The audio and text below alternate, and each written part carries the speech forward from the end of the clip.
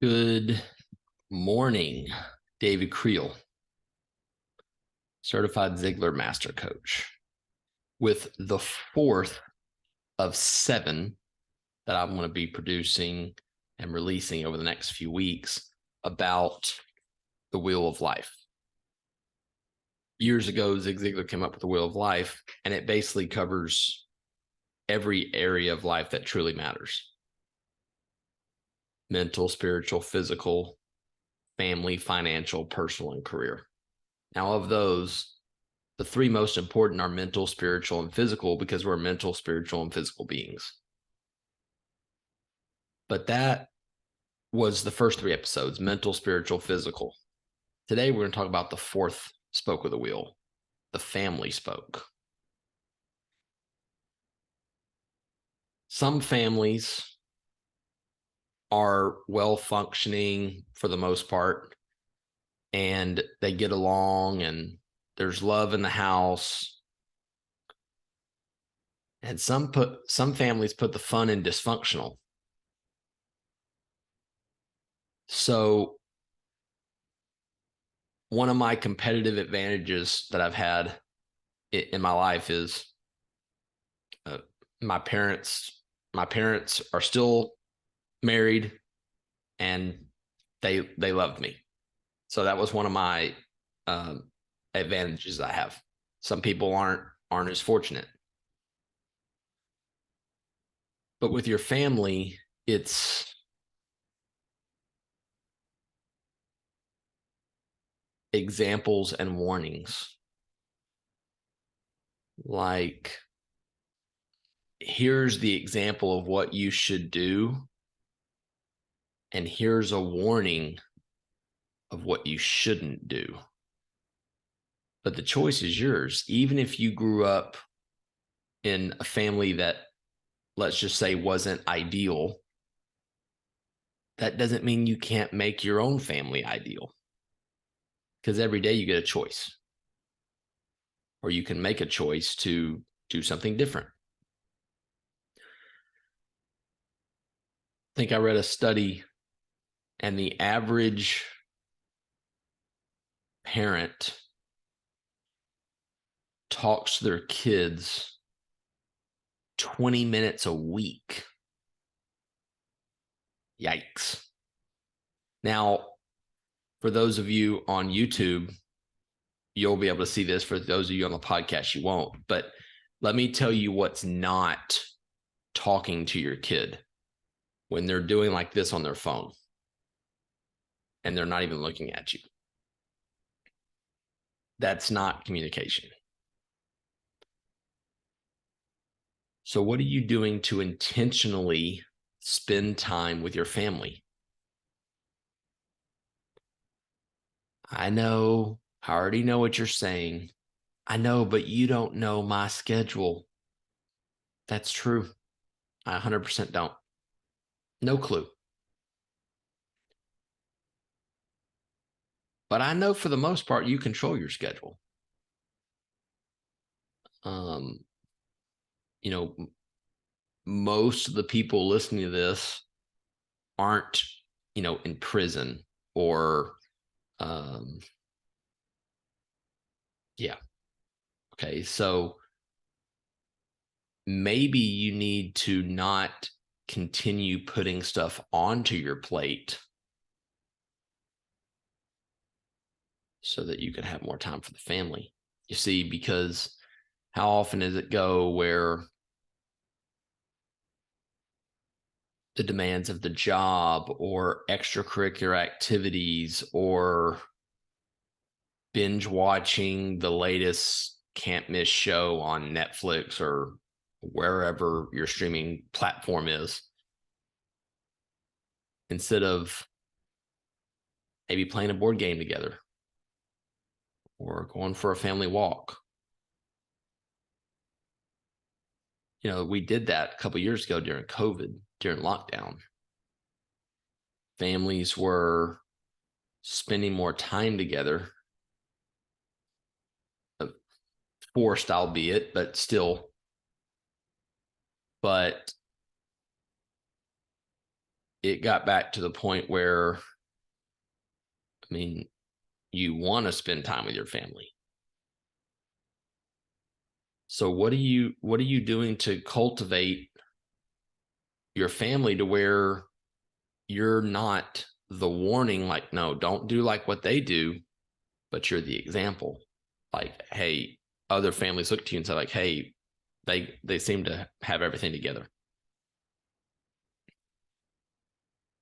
So, and like for your spouse, maybe you do one small thing for your spouse every day that they are fully capable of doing themselves. Might try it out, see what happens.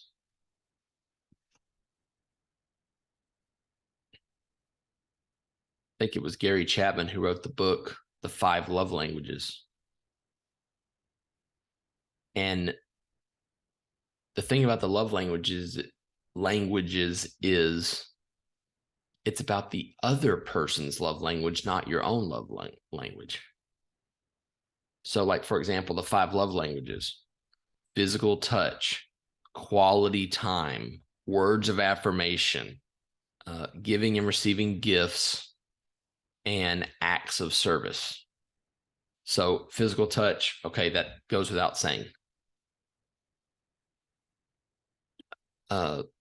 Acts of service is, where you mow the grass, or you do the laundry, or you do the dishes, or you cook dinner, or you sweep the floor, or whatever. Quality time is exactly quality time. Quality time is exactly what it says. It's where you're not both so involved in your device that you, I don't know, maybe have a conversation with each other. Something to think about.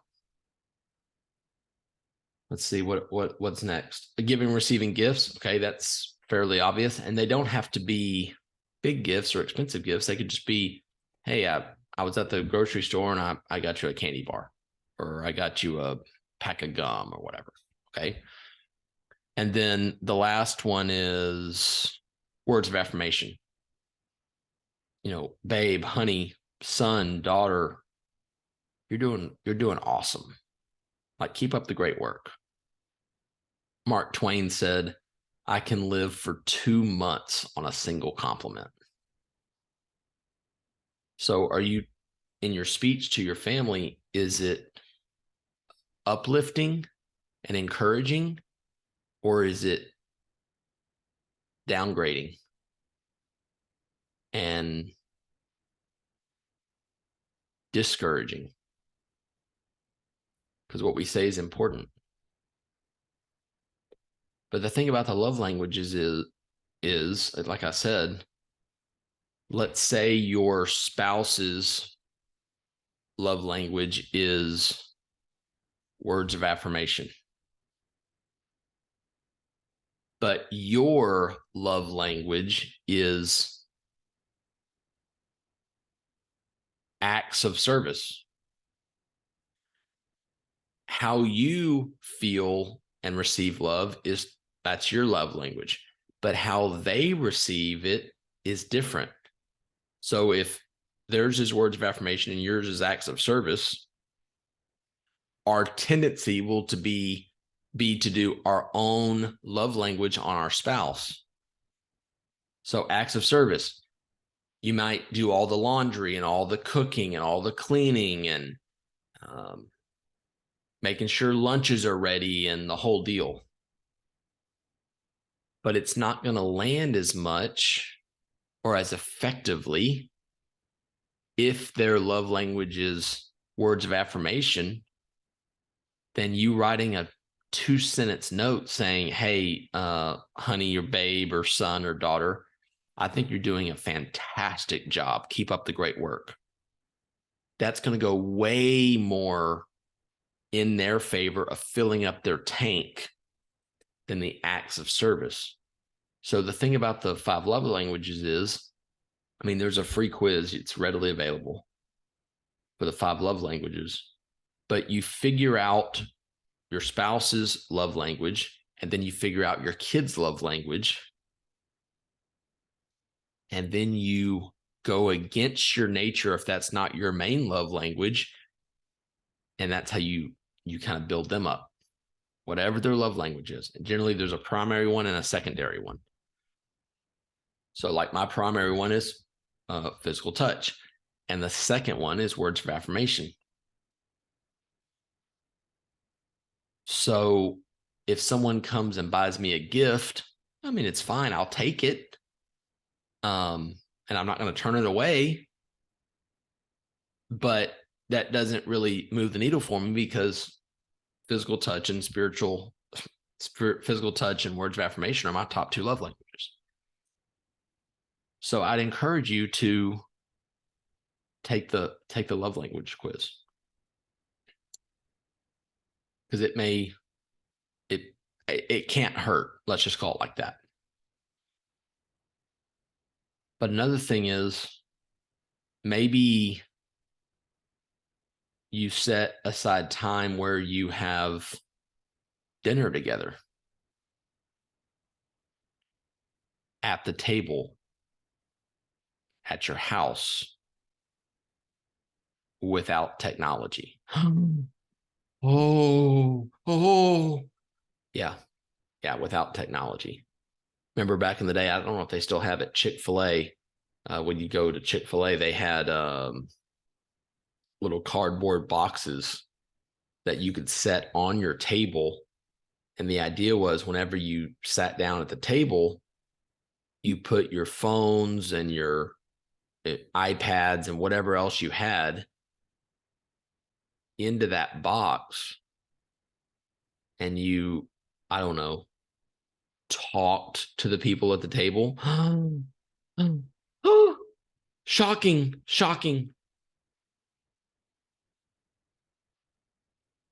Yeah. Might want to do that. Now, we don't bat 1,000 on this, but more often than not, whenever we sit down, we have dinner at our house, or whenever we have dinner, at least 4 or 5 times a week, at least. I mean, we have dinner every night, but I mean, like, whenever we're together, we're together. And almost never is the TV even on. And I'm getting to where I don't even bring my phone to the table, because then I don't have the distraction and I don't have someone buzzing or calling me, because the time with your family is important. It's way more important than whatever's happening outside the walls of your house. Because, newsflash, everyone is getting older.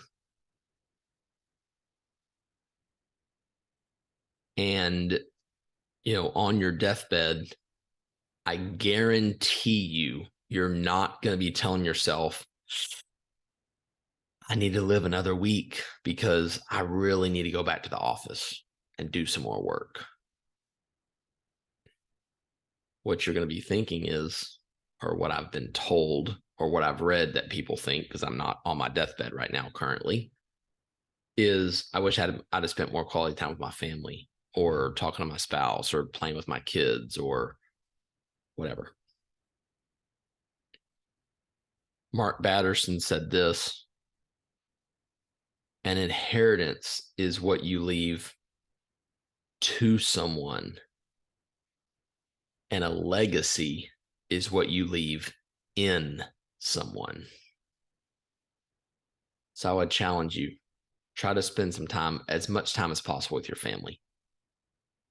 I specifically wore this shirt, and for those on the podcast, you can't see, I've got a Ron John Surf Shop shirt on.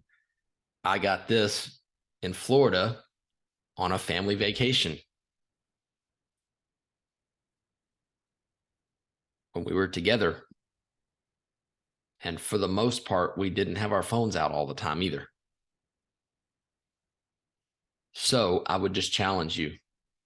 Look at your family situation. Is that how you want it to be? If that's how you want it to be, and everyone's happy and thriving and, having a grand old time, awesome. Keep it up. But there may just be just one little tweak you could make that could make all the difference. And remember, to kids, love is spelled Time. And again, quality time is not goofing off on your phones or your iPad or your computer. Quality time is being present with them, like they're the most important person in the whole world. Because, they kind of should be. So I hope this was encouragement to you. And we'll see you on the next solo episode, which will be number 5 of 7, which is the financial spoke. Y'all have a great one. Talk to you soon.